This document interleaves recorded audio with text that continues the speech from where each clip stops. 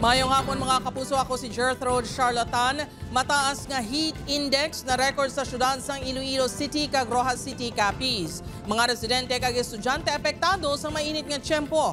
DepEd 6 handa magrekomenda sang suspensyon sang in-person classes kung kinahanglanon.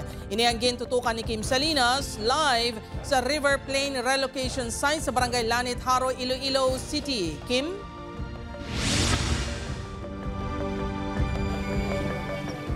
Gert, hugot nga ginamonitor sang DepEd 6 kag Iloilo City DRMO ang mataas nga heat index agud makapatuman sang nagakaigo nga mga tikang.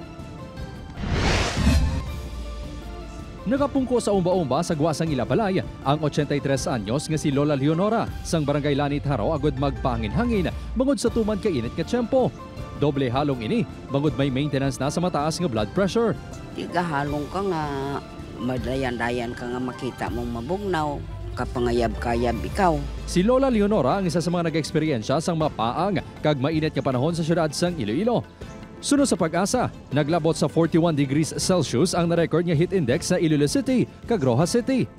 Ini ang epekto sang easterlies sunod sa pag-asa. Amo ni siya ang mainit nga hangin nga halin sa dagat Pasifiko. So expected naton nga may dry air kita and then ang aton nga temperatures diri is medyo mainit. Ang mainit nga tiyempo ang nagaapekto sa estudyante kag manunudlo sa mga bulutuan apisar may mga electric fans man sa hulot kasihan.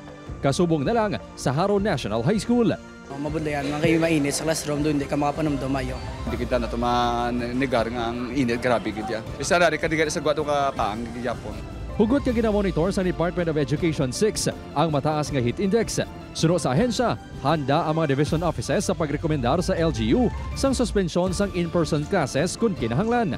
Kadayon kita nga nag-conduct ng surveillance in terms of the heat index, subong man ang periodic assessment sa mga school facilities, kag ang mga precautionary strategies nato.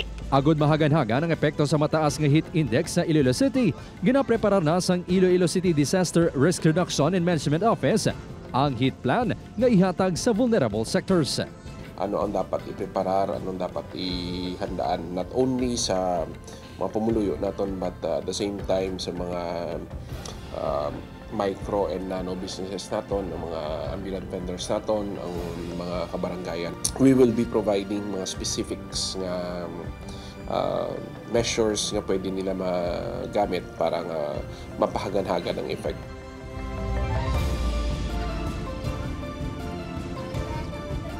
Gert, sunod sa pag-asa, gina-expectar nga magapabilin kung mas mangin mataas pa ang heat index sa pagsugod sang hot and dry season sa ikatatlo nga semana sang Marso. Gani ginapanugyanan ang publiko nga magdalagid sang ekstra nga tubig kag okonlikawan ang pagpainit sing malawig halin las 10 sa aga tubtob las 3 sa hapon. Gert? Maraming nga salamat sa detalye, Kapuso Kim Salinas.